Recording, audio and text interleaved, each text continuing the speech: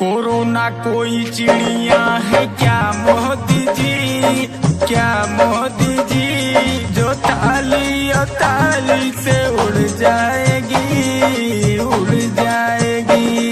Corona कोई चिड़िया है क्या मोदी जी, क्या मोदी जी, जो ताली और ताली से उड़ जाएगी, उड़ जाएगी।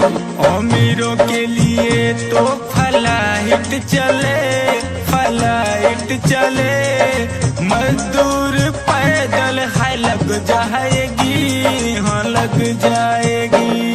कोरोना कोई चिड़िया है क्या मोदी जी, क्या मोदी जी, जो ताली और ताली से उड़ जाएगी, उड़ जाएगी।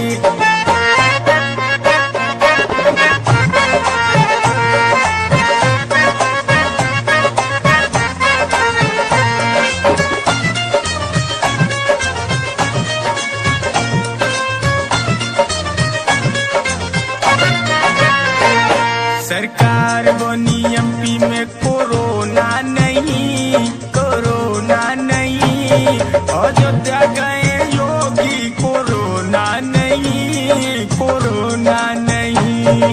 है असलियत में क्या क्यों बताते नहीं, बताते नहीं। कोरोना का डर ये दिखाते हो क्यों, दिखाते हो क्यों। वो कैसी जड़ी बूटी है बताओ मोदी जी, बताओ मोदी जी, जिसे मंत्री विधायक पे असर ना पड़ी, असर ना पड़ी। कोरोना कोई चिड़िया है क्या मोदी जी, क्या मोदी जी, जो ताली और ताली से उड़ जाएगी, उड़ जाएगी। अमीरों के लिए तो फ्लाइट चले, फ्लाइट चले, मजदूर पैदल है लग जाएगी, हाँ लग जाएगी।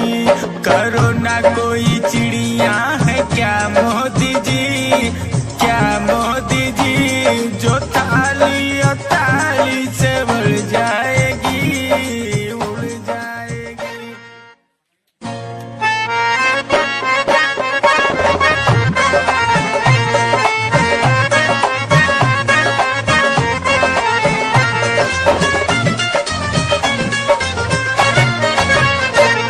कोरोना कोई चिड़िया है क्या मोदी जी, क्या मोदी जी, जो ताली और ताली से उड़ जाए।